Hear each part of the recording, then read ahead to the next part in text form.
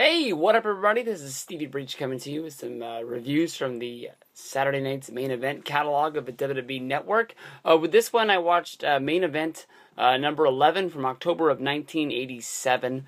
This held one of the biggest angles that WWE ever ran of the 1980s, where the mega powers came together.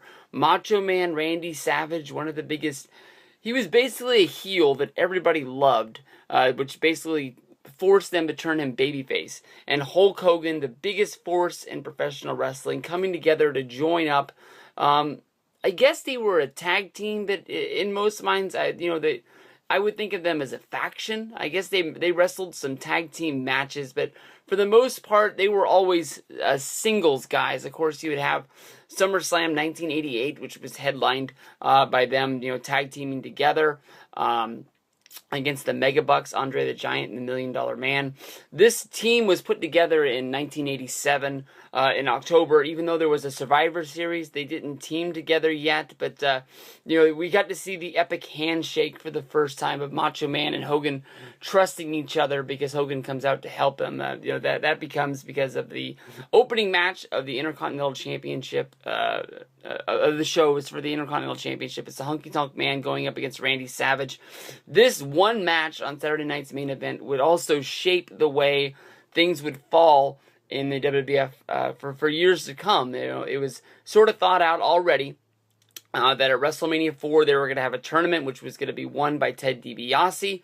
In this match, they wanted to have a title change where Macho Man Randy Savage was going to take the title from the Honky Tonk Man. Honky Tonk Man played the political backstage business with Vince McMahon, where he said that it wouldn't make sense for him to drop the championship to Randy Savage. I'm not really sure if he threatened to quit or if he just told Vince that he wasn't going to do it. That made Vince go back to the drawing board. Honky Tonk Man was able to keep his Intercontinental Championship. The plans changed to Macho Man Randy Savage winning the WWF title at WrestleMania 4 with the promise that Ted DiBiase was going to get it somewhere down the road, which never happened. And now he's one of those guys that's in the list of like Dan Marino, Charles Barkley, Roddy Piper, the guys that were never able to win the big one, even though he was a big star in the business.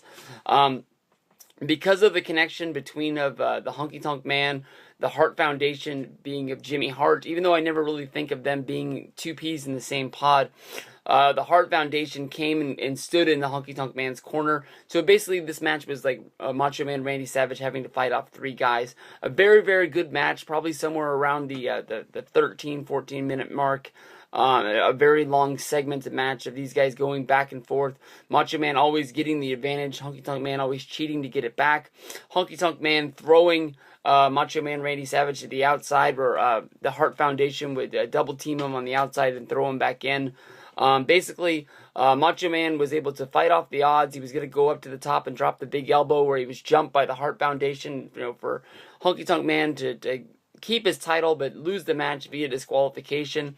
At the end of this, the Hart Foundation and the Honky Tonk Man, draw up. They're holding Macho Man Randy Savage. I think everybody's seen this 1,000 times. And Honky Tonk Man is holding the guitar where he's going to, hit Macho Man Randy Savage over the head with it and knock him out. Miss Elizabeth on the outside doesn't want this to happen. She steps in trying to save her man. She stands in between the Honky Tonk Man and Randy Savage at the last moment, begging, please don't hit him, please don't hit him. Honky Tonk Man reaches out, grabs Miss Elizabeth, throws her on the ground. This is a clip that they would play 1,000 times, literally, trying to get over this brutality. And basically, after this, the cops and Hulk Hogan come running down to the ring, trying to break up that everything's able to happen. Honky Tonk Man does knock out Randy Savage with the guitar shot. Hogan comes down to save the day and clear the ring.